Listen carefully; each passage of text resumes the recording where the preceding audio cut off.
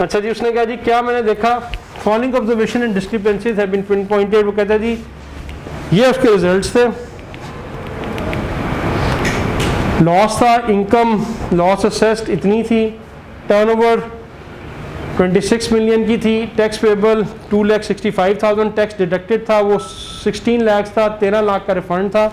और वो officer observe क्या कह रहा है, the tax payer company has claimed direct expenses to the tune of ₹17 million including the expenses on account of power of 14 million. वो कहते हैं जी 17 मिलियन के डायरेक्ट एक्सपेंसेस थे जिसमें पावर के एक्सपेंसेस 14 मिलियन के थे, against which total sales have been declared at 26 million. यानी 26 मिलियन की टोटल सेल्स और 14 मिलियन यानी कि 53% ऑफ सेल्स वो पावर के एक्सपेंसेस हैं। वो कह रहे हैं कि जी बहुत ज़्यादा नॉर्मली हाई पावर एक्सपेंसेस हैं अपना। तो ये नहीं है कि वो नहीं हो सकते, हो सकता है नेचर ऑफ इंडस्ट्री कोई ऐसी हो जहाँ पे बिजली की कंजम्पशन बहुत ज़्यादा हो, लेकिन उसको ये अब नॉर्मल लग रहा है compared to production analysis which is abnormally higher than compared to production analysis vis-a-vis claim of power in the previous year and the preceding year। previous year वो कहता है कि जी ये रेशो 19.6 थी और अब कहाँ पहुँच गई, ये 2015 में 53%। hence the reason for doubt कि जनाब एक साल के अंदर power consumption with reference to sales 19% से उठ के 53% पे कैसे चली गई। तो इस पर उसने कहा कि इसका डेस्क ऑडिट करने और रिफंड इशू करने से पहले डिटर्मिन करें कि ये क्या अबनॉर्मलिटी कैसे आ रही है, राइट।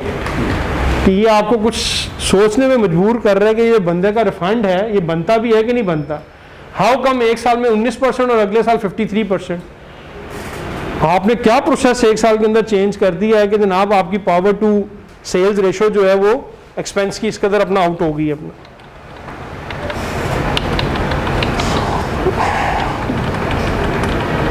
सॉरी। अच्छा जी, examination of the return and audited accounts have been made in respect of the caption tax pair company with reference to 17, 18, 19। और क्या ऑब्जर्वेशन है, ये लॉस डिक्लेयर्ड है, लॉस असेस्ड है, turnover declared 17 million, tax payable आपकी इतनी है, tax payment and deducted as per return including tax on export और बैलेंस रिफंड आपकी इतनी है 3 सालों के अंदर 4.9, 6.6 एंड 5.5। इधर टर्नओवर में ये 17 मिलियन एक्सपोर्ट की थी, ये लोकल की थी, ये लोकल की थी। अब देखते हो क्या कह रहा है, the amount of refund has been claimed on the basis of following tax collected at the stage of import of machinery raw material year wise. वो कह रहा है जो रिफंड बन रहा है इसका मेजर पोर्शन कहाँ से राइज हो रहा है, इंपोर्ट से, जो उसका टैक्स ऑलरेडी डिडक्टेड है। अब वो वहाँ पे जाके उसने ब्रेकअप दिया हुआ है कि जी 148 में उसका इतना अमाउंट था,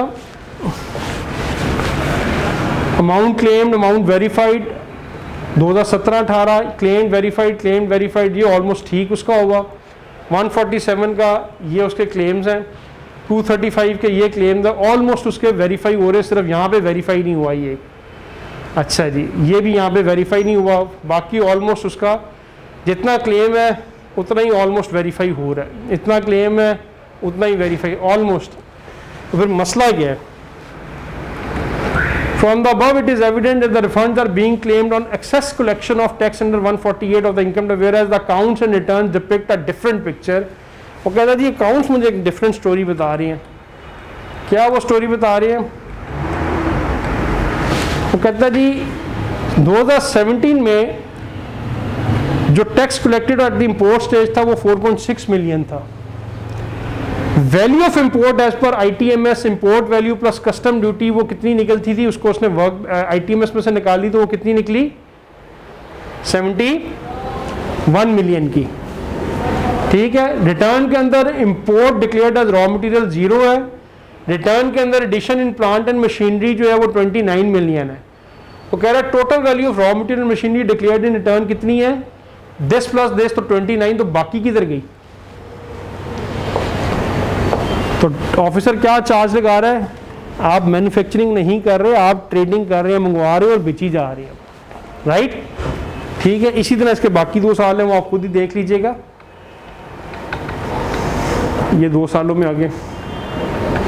और वो लिखता क्या है, इन view of above and considering the huge discrepancy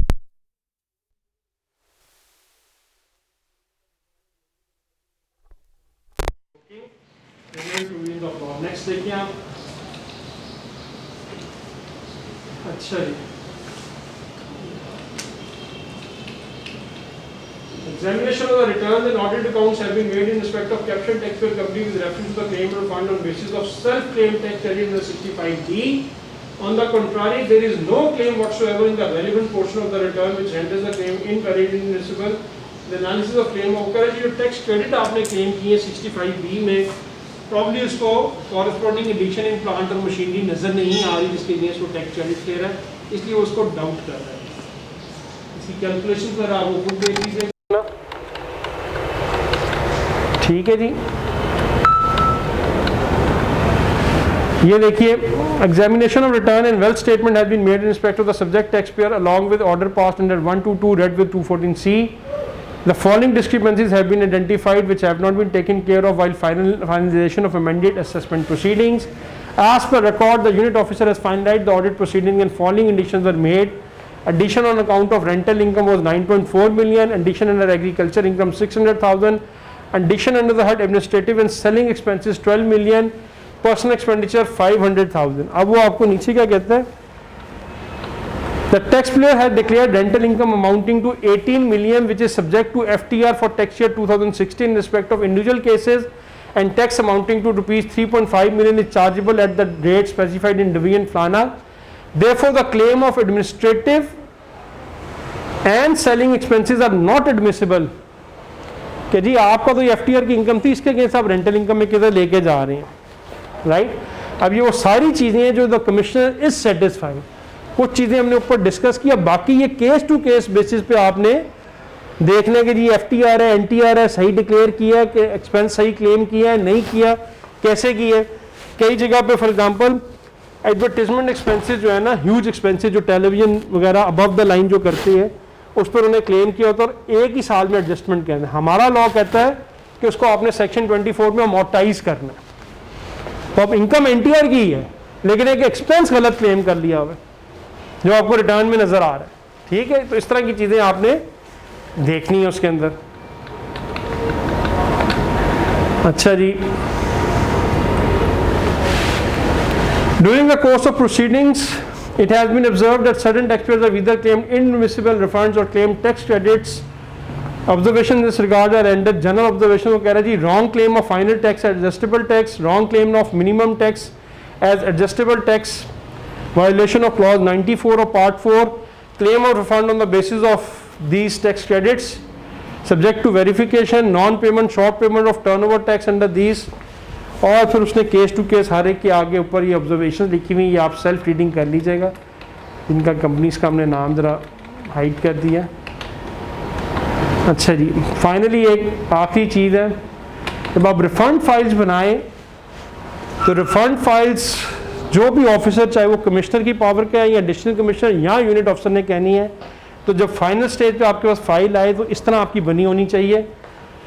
सबसे ऊपर आपका 174 का ऑर्डर हो, draft order, income tax sale tax की प्रोफाइल लगी हो उसके पास, उस बंदे की दोनों साइड की, ताकि पता लग जाए ये मैन्युफैक्चरर है, नहीं है, ट्रेडर है, क्या लिख रहा है. अब अगर एक बंदा मैन्युफैक्चरिंग भी कर रहा है और ट्रेडिंग भी कर रहा है, ट्रेडिंग वाला एलिमेंट अगर वो FTR में फॉल करता है, तो फिर आपको कैसे पता लगेगा कि हमने प्रोरेट करना है, इसके अंदर कितना पोर्शन उसने ट्रेडिंग में बताया है, नहीं बताया आपको. ठीक है, हमारे पास एक केस आया, उसके अंदर अपना उसके कोई 8 या 10 करोड़ की सेलिंग थी और बिजली का बिल पर मंथ 10 या 12 हज़ार रुपये था. हमने रिफंड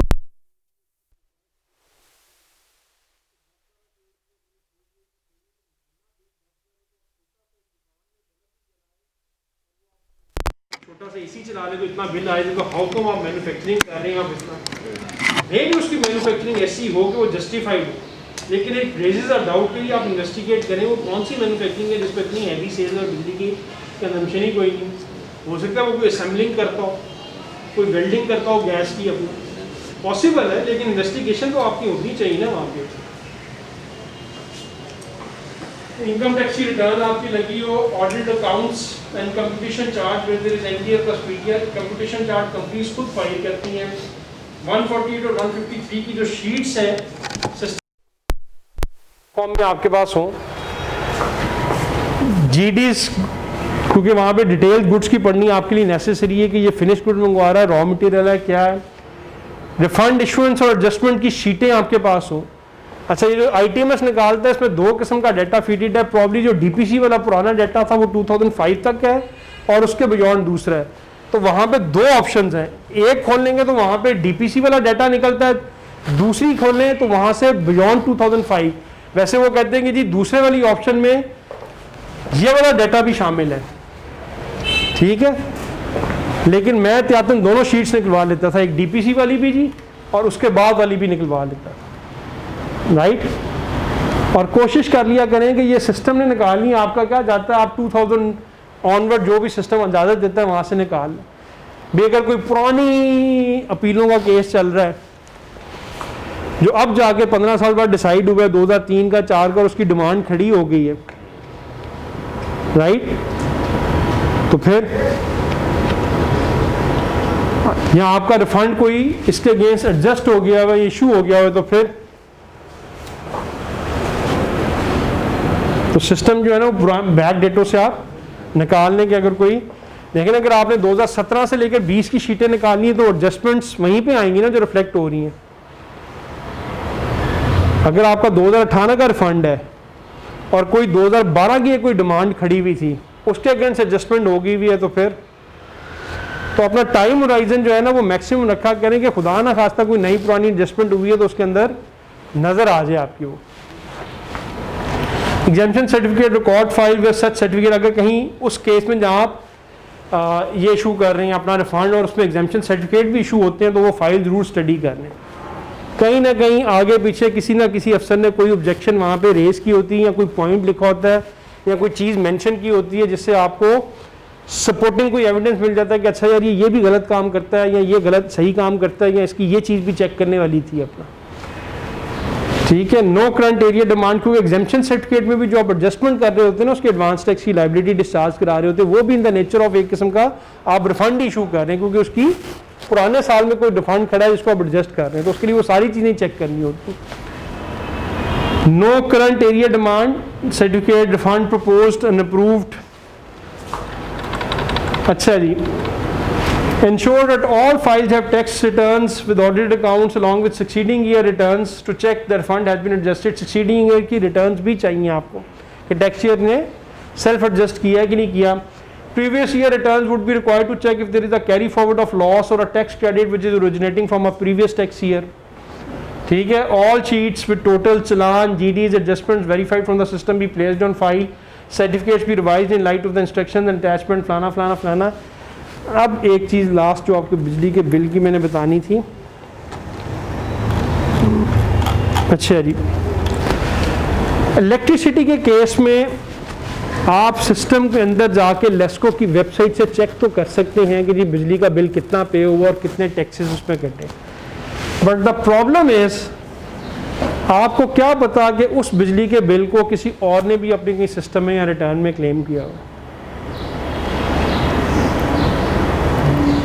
अगर वो एक बिजली का बिल या reference number unless and until पराल ने कोई सिस्टम लगाया हो कि जनाब एक बिजली या गैस का जो रेफरेंस मीटर है वो एक ही बंदा एक ही दफ़ा सिस्टम में फीड हो सकता है, दूसरा टैक्स पेयर उसको यूटिलाइज, अगर तो ये सिस्टम लगा होगा, which I do not know and which I doubt कि ये लगा होगा, तो अगर आप जुबानी सिर्फ दे के चेक करेंगे तो हो सकता है वो बिजली का मीटर 3 बंदे उसके अगेंस्ट टैक्स अपने खिलाफ अपनी रिटर्न में एडजस्ट कर रहे हो। तो इसलिए वो अमूमन ऑडिट वाले जब पैरा बनाने आते हैं तो कहते हैं कि जी बिजली के बिलों के अगेंस्ट आपने ओरिजिनल बिल्स लिए और उनको क्रॉस किया अपना। This is one of the reasons. तो आपसे कहते हैं कि जनाब अगर आपने ओरिजिनल बिजली के बिल नहीं लिए और सिर्फ देख के वापस कर दिए, ठीक है कि नहीं, आपने उनको क्रॉस क्यों नहीं किया, क्योंकि हो सकता है वो ओरिजिनल बिल कहीं और जाके दूसरा टैक्स पे दिखा दे कि हाँ जी ये मेरे बिल्स हैं, देख लें मेरा, क्योंकि कई जगहों के एड्रेसेस जो है ना वो बड़े मिलते जुलते से होते हैं। फैक्ट्री एरिया बदामी बाग लाहौर, अब फैक्ट्री एरिया बदामी बाग लाहौर में 200 फैक्ट्री होनी है अपना, क्या पता लगेगा फैक्ट्री एरिया बदामी बाग लाहौर या शादी खोई फलाना।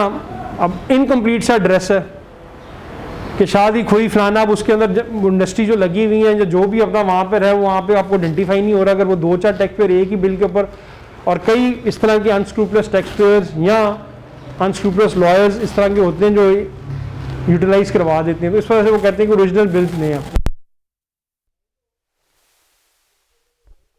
अगर मैं आता हूं, मैं कहता हूं कि मेरे ओरिजिनल बिल्स गुम गए हैं,